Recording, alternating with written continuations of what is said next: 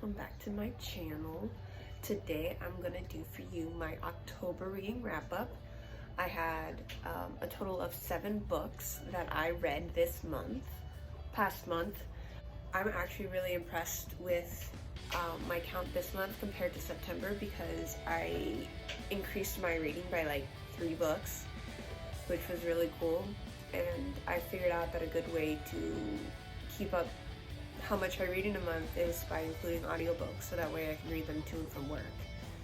So in the 7 books we'll go over, I'll give you my rating, my review, and I think that's it. So, side note for all of you that this is post Megan. After recording the initial video, I did want to come in here and put a little blip before I officially start reviewing the books that I am recovering from a cold, so I do apologize that I sound a little backed up, but I did want to make sure that I got this out for you guys because I didn't want to make it too far into November and I was really excited to talk about my books. So I do apologize if I sound a little backed up, but I do still hope that you enjoy my reviews and my ratings. So thank you and enjoy the video. First and foremost, the very first book I read in October was Long Live the Pumpkin Queen by Shea, Ernshaw. It was a very quick read for me. I literally read this thing in like, well, for me it was like 2 days, but ultimately it could have been read in one sitting. The book is 315 pages and the writing's pretty big because it's also a middle grade book, but I am such a Nightmare Before Christmas fan that I just kind of had to, and I love that I have this in my collection. Now, I did give it a 3-star rating, but I enjoyed the book, but again, it's middle grade. So the synopsis of Pumpkin Queen essentially is, it starts with Jack and Sally's wedding, and Sally is having a hard time getting used to being called the Pumpkin Queen. Nobody had really paid attention to her prior to their wedding, and so it was overwhelming for her to receive so much attention after officially being married to Jack. And they go on a honeymoon, and they come back. Sally's going through all of this new things like new wardrobe, new attention. And so she ends up taking some time to herself and finds a door of a tree that had fallen around the trees with all of the holidays. And so she was curious and opened the door. She ended up coming back home and accidentally leaving the door open, and so this new evil came to circulate the town. It's essentially up to Sally to correct the evil and get it back to its home and get rid of the evil that has come across Halloween Town. And it was really cute. I did really enjoy it, but at the same time it was middle grade, so it wasn't like completely like engrossing. It was just like this cute little story, so I did like it, but because of the fact that it's middle grade, I did rate it lower for my taste just because of the fact that I'm an adult. But I still loved it all the same just because of the fact that I am a huge Nightmare Before Christmas fan. So up next on my completion list was I listened to the audiobook of The Inmate by Frieda McFadden. Coffee.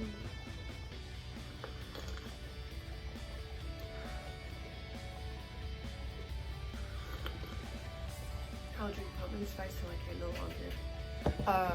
So this book I did rate 5 stars. It was incredible. Now, because it was by Frieda McFadden, it is a psychological thriller, and it's about this woman and her son who moved back to their hometown after her parents' death, and her son is trying to get used to the new suburban town since they came from the city, and she ends up getting a job at the high security prison it's about 45 minutes away from her house. But the thing about this prison is that one of the inmates is her ex that she dated 10 years prior. And so She left her hometown 10 years prior after a significant event that put her ex in jail, and she has not returned until now. While she's here, she encounters her ex in prison, as well as ends up reconnecting with an old best friend from her days of growing up here in her hometown. Over the course of the book, we experience her relationship between her old best friend and her old ex. She ends up reliving a lot from that night that put her ex in jail and she ran away from 10 years prior, and essentially trying to learn what actually happened. And what's really cool about the book is that we go back and forth between the timelines. So we get the present timeline with the new relationship that she's forming with these men, as well as the timeline from 10 years prior, where it's essentially her at 17 years old and in her relationship with her ex at the time, and essentially leads us through the entire event that took place leading up to his imprisonment and her running away.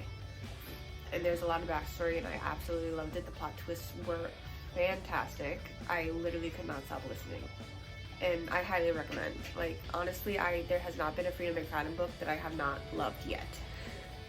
I think this was number 3 or 4 for me. I'm kind of drawing a blank now, but there hasn't been one yet that I haven't enjoyed. So this book I read is The Girl in Cabin 13 by A.J. Rivers. I rated this book a 4-star. I did enjoy the book. It wasn't as captivating to make it 5 stars. Like, if I really am into a book and it's like I can't put it down, or like you've got my emotions all tied up, it's typically, unless you've got all of that, it's typically a 4-star. And then if I'm all captivated and everything, it'll bump it up to a 5-star.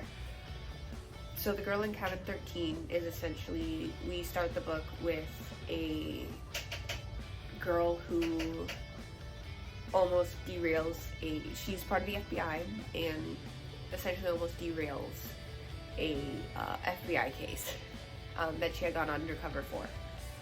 So then she gets taken out of the field for 6 months. We then jump ahead 6 months. At the end of her 6 months of doing like desk work and stuff, and a new case has come up in a small town where there's been like disappearances and murders, and like nobody has any idea what's going on, how this is happening. Like, there's essentially no information. And so her boss tells her that this is her one chance to get back out in the field, and sends her out to this small town completely on her own. She is the girl in Cabin 13, essentially where she resides while she's in this town. And upon arriving, getting introduced to the town, she meets the police force. She first ends up getting introduced to the police force just because there is a man that ends up dying on her front porch of the cabin. So the first people she meets are the police force. She meets the head chief, and then once that's all taken care of, she goes to a bar and meets the man who runs the bar, and the two of them like hit it off. She essentially spends her entire time that she's there with the head of the bar, and between her, the bar head, and the chief, she goes through finding out what on earth is happening here in this small town. And I did really enjoy the twists and the turns that the book provided. There was certainly a plot twist, and of course I won't ruin anything about it. And it was just kind of interesting to see how it all unfolded, because she was about this close to not cracking the case because it was taking too long, and her boss was about to pull her. And then the last second she had a realization and solves the case. And so it's really, it was a really cool way of going about it. And the way that she solves it shows just how good she is at her job, and like how these FBI agents will make that single connection that will throw everything up into the air. and like all the pieces will connect. It's great. So the next one that I read was Watching You by Lisa Jewell. Now, I DNF'd Watching You at 50%. It was a thriller, and we had about 3 storylines that we were following. A new headmaster of the local school, as well as in his family, a newlywed couple who just moved in with her brother, and a family across the street, a mother and daughter, and we circulate between these 3 families' storylines and their interconnecting relationships that come about because the headmaster, he's the headmaster at her school, and her mom's been going through some tough times, and then the new married couple moves in with her brother, and so there's now 4 of them in the house. She's been newlywed, but their relationship has only been like a few months. It was kind of like they hit it off, they stayed together. It was only like a few months when they got married, and so now the wife is going through some times trying to figure out her relationship with her new husband, and then at the same time gets tied up with the headmaster, and it's just this whole thing. But for me, it was just taking a long time to get through it. Like, yes, because of the fact that the main point of it is to figure out the headmaster, but at the same time, it's like, it felt like it was taking forever. We also get introduced to the headmaster's son, and he's an interesting dude, to say the least. But honestly, I got bored, and there were a few scenes that just made me uncomfortable. So there are mentions of affairs and some other things, so I would recommend checking the trigger warning for this one just in case, just because it also was part of the reason I stopped reading it. Like, I couldn't read anymore. I was having issues.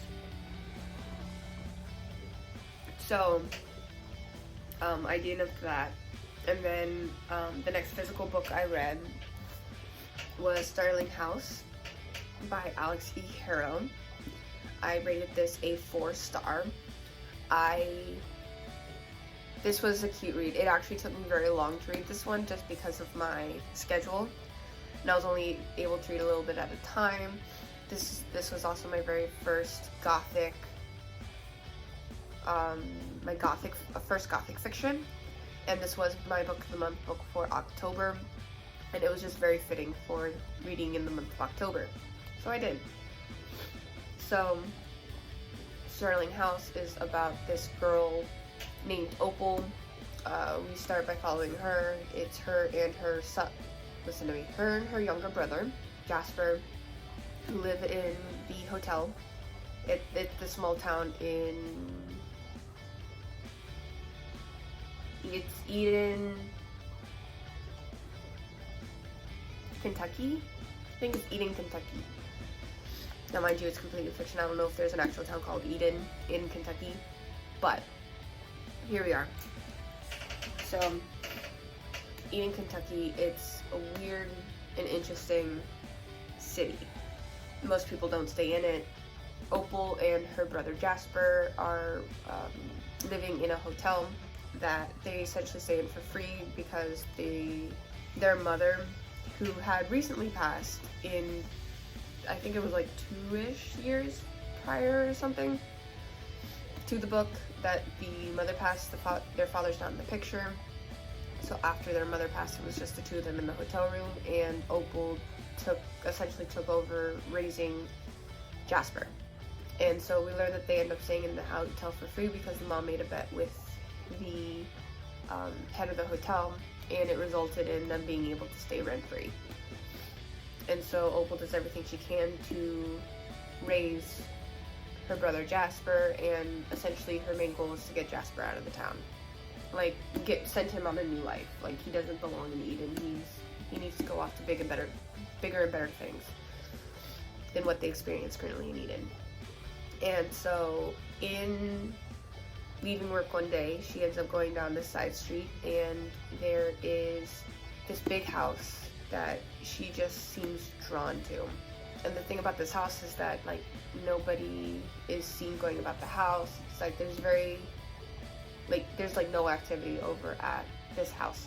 She's standing at the gate. She ends up getting intrigued to where she finds out that there is actually a man living at this house by the name of Arthur Starling, and he ends up hiring her as a house cleaner, because of course the house is in absolute disarray because it's not taken care of.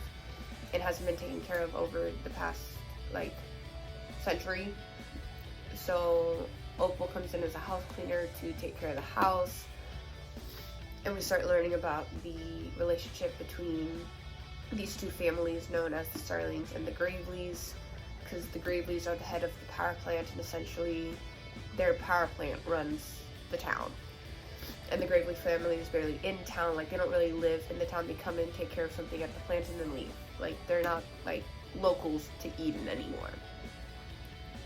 And so we start learning about the relationship between the Graveleys and the Starlings. And then because of the fact that Opal is now working with Arthur, we start to see their relationship start to develop. And I absolutely love the character progression of Arthur. I was really hoping to get a progression out of him, because it's like, honestly, like, something about Arthur just made me love him. While working for Arthur, Opal ends up making more money here than she did at her original job that she held, and she's using the money to help send her brother off to this pristine private school to finish out his education, because of the fact that he is 16. He's got about one more year left, and Opal wants to help him get a head start on a new life. She ends up getting him into the school, and of course made it a surprise to the brother, and of course they end up going on this whole thing about what Jasper wants from his life. And the brother-sister relationship that they have is interesting. It's like, it's kind of like, yeah, they support each other as brother and sister, but at the same time it's like Jasper has become very independent because of the situation that they're in. But it was always such for me to see, because of the fact that he is 16. He became mature very fast, but at the same time he did figure out what he wanted out of life, which was really cool. The end of the, like, how the book resolved itself was really, really cool. And like, it was a slower, like, more it wasn't as like this big exciting ending like most of the books that I read, because it is gothic fiction. There is a slower movement to it, and like this, I don't want to say more monotone pace, but it's kind of like, it's not as, like I said, it's not as thrilling as other books that I read, but it was still very enjoyable. I even started my attempt at annotating, which was fun, and I had little sticky notes that I split in half to use for it. I now actually recently got me some color note tabs to use whenever I start reading whenever I read physical books. I want to start using official color note tabs, and so it'll be really fun. So while I was reading Starling House, I was listening to a duology, the daughter of the Pirate King and then daughter of the Siren Queen. I did rate them both 5 stars. These were absolutely incredible.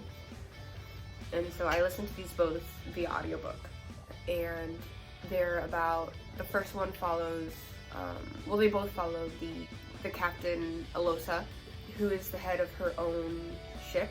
She is daughter to the Pirate King, and her father is this big man, the big, overpowering, like, you don't disobey the Pirate King.